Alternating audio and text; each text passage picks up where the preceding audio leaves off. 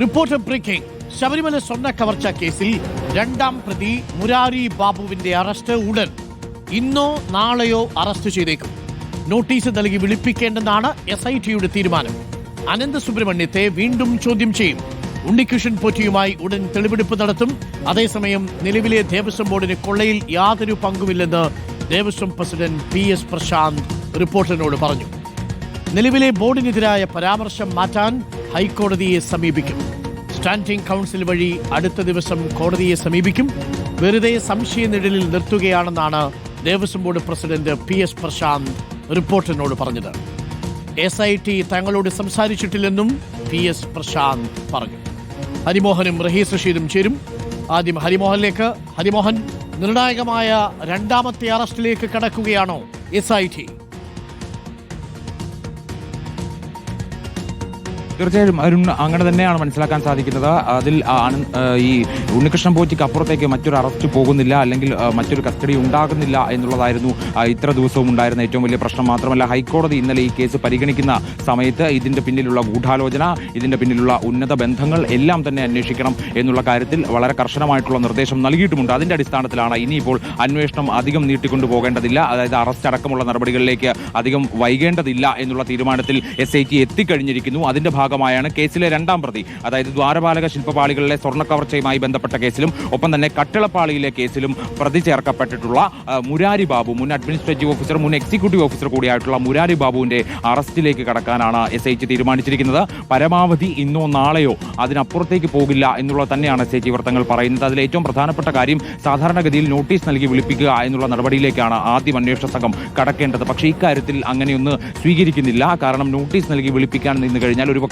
പ്രതി ഒളിവിൽ പോവുകയോ മുൻകൂർ ജാമ്യാപേക്ഷ സമർപ്പിക്കുകയോ ചെയ്യും എന്നുള്ള ഒരു പ്രശ്നം നിലനിൽക്കുന്നതുകൊണ്ട് അറസ്റ്റ് അടക്കമുള്ള നടപടികളിലേക്ക്, അതായത് കസ്റ്റഡിയിൽ എടുത്തുകൊണ്ട് ചോദ്യം ചെയ്ത് അറസ്റ്റ് രേഖപ്പെടുത്തി മുന്നോട്ട് പോവുക എന്നുള്ളതാണ് നിലവിൽ SIT തീരുമാനിച്ചിരിക്കുന്നത്.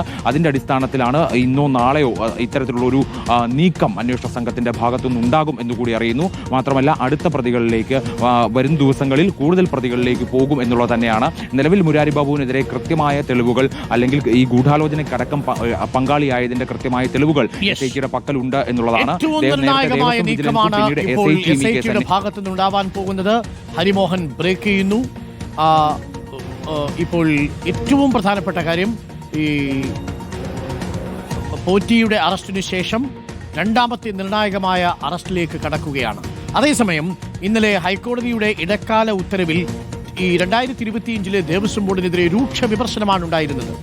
2019 കവർച്ച മറയ്ക്കാൻ വേണ്ടിയാണോ 2025 അതേ സ്പോൺസറുടെ കയ്യിൽ പാളികൾ കൊടുത്തയച്ചത് എന്നുള്ളതായിരുന്നു ചോദ്യം. ഈ ചോദ്യമടക്കം നീക്കാൻ വേണ്ടി ഹൈക്കോടതിയെ സമീപിക്കും എന്നാണ് ഇപ്പോൾ Thiruvithamkoor Devaswom board president PS Prasanth റിപ്പോർട്ടറിനോട് പ്രതികരിച്ചിരിക്കുന്നത്. PS പ്രശാന്ത് റിപ്പോർട്ടറിനോട് പറഞ്ഞത് കേൾക്കാം. ഈ ഉണ്ണികൃഷ്ണൻ പോറ്റിയെയോ അദ്ദേഹത്തിന്റെ സഹായികളെയോ അല്ലെങ്കിൽ ഈ ഉദ്യോഗസ്ഥ വൃന്ദത്തെയോ അവരുടെ താല്പര്യങ്ങൾക്കോ സഹായിക്കുന്ന തരത്തിൽ ഒരു വരിയോ ഒരു വാക്കോ ഞങ്ങളുടെ തുടക്കം മുതൽ 4 ഉത്തരവുകളാണ്. ഈ 4 ഉത്തരവുകളും വന്നിട്ടില്ല. അവരെ സഹായിക്കുന്ന ഒരു സമീപനവും നമ്മുടെ ഭാഗത്തുനിന്ന് ഉണ്ടായിട്ടില്ല, ബോർഡിന്റെ ഭാഗത്തുനിന്ന് ഉണ്ടായിട്ടില്ല, എന്റെ ഭാഗത്തുനിന്ന് ഉണ്ടായിട്ടില്ല. അപ്പൊ സ്വാഭാവികമായും ഈ ഒരു പരാമർശം വന്നത് ഞങ്ങളെ വേദനിപ്പിക്കുന്നതാണ്. അത് ഒഴിവാക്കണമെന്ന് പറഞ്ഞിട്ട് ഞങ്ങൾ സ്റ്റാൻഡിംഗ് കൗൺസിൽ മുഖാന്തരം ഞങ്ങൾ കോടതിയെ സമീപിക്കും. അവസാനത്തെ തിരുവാഭരണം കമ്മീഷന്റെ കത്തുമായി ബന്ധപ്പെട്ട് അതിൽ എന്റെ പേരൊന്നും പരാമർശിക്കുന്നില്ലല്ലോ. അതിൽ അദ്ദേഹത്തിന്റെ ഒരു ചെറിയ കൺഫ്യൂഷൻ ഉണ്ടായി. അദ്ദേഹം ട്രാൻസ്ക്രിപ്ഷനുമായി അദ്ദേഹം തന്നെ സംസാരിക്കുന്നു, ഉണ്ണികൃഷ്ണൻ പോറ്റിയുമായി അദ്ദേഹം തന്നെ സംസാരിക്കുന്നു. അതിൽ എന്നെ വലിച്ചഴിക്കേണ്ട കാര്യമില്ലല്ലോ. ഞങ്ങളെ ഒരു സംശയനിലാക്കി കഴിഞ്ഞു. അതിൽ അന്വേഷണ റിപ്പോർട്ട് നമ്മൾ ചോദിച്ചിട്ടില്ലല്ലോ. അല്ലെങ്കിൽ ഞങ്ങളുടെ ഉണ്ണികൃഷ്ണൻ പോറ്റിയെ സഹായിക്കുന്ന ഒരു തെളിവോ രേഖയോ വേണ്ടേ? 2019 ഒരു ഇത് മറയ്ക്കാൻ ഞങ്ങൾ 2025 ഇത് ചെയ്യുമെന്ന് പറയുന്നത് വേദനാജനകമാണ്. ഓക്കെ, വളരെ വ്യക്തമാണ്. ഈ ദേവസ്വം ബോർഡിന് ഇതുമായി ഒരു ബന്ധവുമില്ല എന്നുള്ളതാണ് ഏറ്റവും ശ്രദ്ധേയമായ കാര്യം. റഹീസ് റഷീദ്, ഈ ഇന്നലത്തെ ഹൈക്കോടതിയുടെ ഇടക്കാല ഉത്തരവിലുള്ള പരാമർശം നീക്കാൻ ഹൈക്കോടതിയെ സമീപിക്കുമെന്നാണ് തിരുവിതാംകൂർ ദേവസ്വം ബോർഡ് പ്രസിഡന്റ് പറയുന്നത്. ഇതിൽ അന്യായമായി വലിച്ചിഴയ്ക്കുകയായിരുന്നു ദേവസ്വം ബോർഡിനെ എന്നാണോ ദേവസ്വം ബോർഡ് പ്രസിഡന്റ് പറഞ്ഞതിൽ നിന്നും മനസ്സിലാക്കുന്നത്? അരുൺ, അങ്ങനെ തന്നെയാണ്. നിലവിലുള്ള സ്വർണ്ണക്കൊള്ള വിവാദത്തിലേക്ക് ഇപ്പോഴുള്ള ദേവസ്വം ബോർഡ് ഭരണസമിതിയെ കൂടി വലിച്ചിഴയ്ക്കുന്ന ഒരു നീക്കമാണ് ഇന്നലെ ഹൈക്കോടതിയുടെ പരാമർശത്തിൽ ഉണ്ടായത് എന്നാണ് Devaswom board president PS Prashanth പറയുന്നത്. പ്രത്യേകിച്ച് അദ്ദേഹം പറയുന്ന കാര്യം, പോറ്റിയെ സഹായിക്കുന്ന ഒരു വാക്കോ ഒരു വരിയോ നിലവിലുള്ള ദേവസ്വം ബോർഡിന്റെ ഭാഗത്തു നിന്ന് ഉണ്ടായിട്ടില്ല.